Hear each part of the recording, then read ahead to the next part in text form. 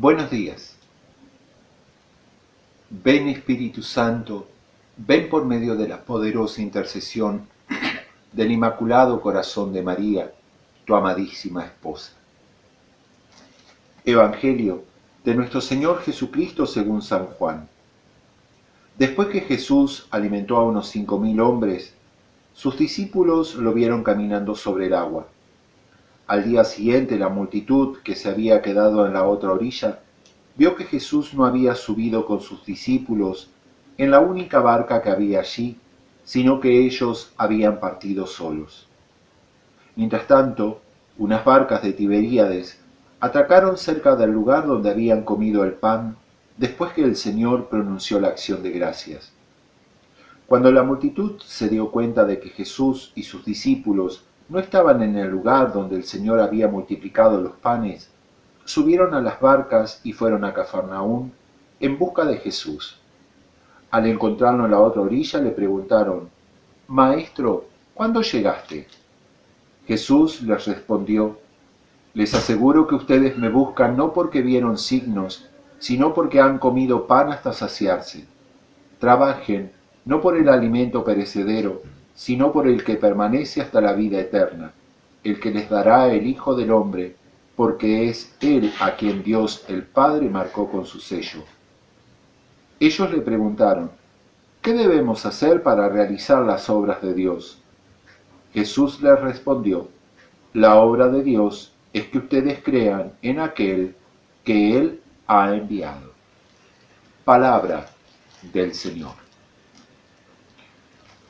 Continuando con este capítulo número 6 del Evangelio de San Juan, en este texto que se conoce como el discurso del pan de vida, una de las primeras cosas que nos invita a tener en cuenta este texto es que debemos limpiar el corazón de toda contaminación pagana, porque es tarea de fe, de honradez con Dios y de perseverancia.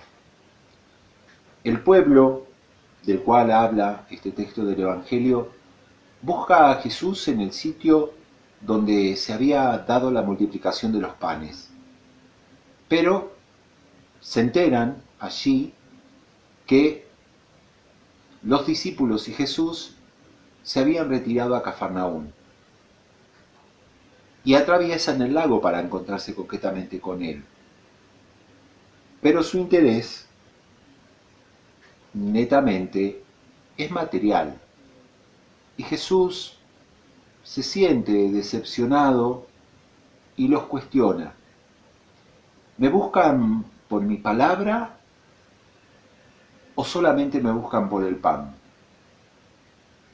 Y les dice que deben trabajar no por el alimento perecedero, sino por el que permanece hasta la vida eterna, el que les dará el Hijo del Hombre, porque es Él a quien Dios el Padre marcó con su sello. De esa fe nace la vida imperecedera. Jesús viene del Padre y se convierte en pan de vida. Los otros panes solo simbolizan el pan que yo les daré en mi cuerpo entregado por la vida de todos los hombres, lo que vivimos en la Eucaristía. Los otros panes simbolizan hoy nuestra Eucaristía. Y por supuesto que el encuentro con Jesús se debe realizar desde el ámbito de la fe, porque esta es la obra de Dios, es que ustedes crean en aquel que Él ha enviado. Y por supuesto que el pan de la Eucaristía es comunión con Él y comunión con los hermanos. Y no se puede separar esta doble comunión, porque finalmente comer el pan es crecer en el cuerpo de Jesús. A ver si me explico. El Señor se hace presente en la mesa de nuestros altares. Lo buscamos solamente porque debemos comulgar y punto, o lo buscamos porque al encontrarlo a Él en el pan de la Eucaristía, nos invita a encontrarlo a Él en nuestros hermanos, haciendo un englobamiento de todo lo que acabo de decir.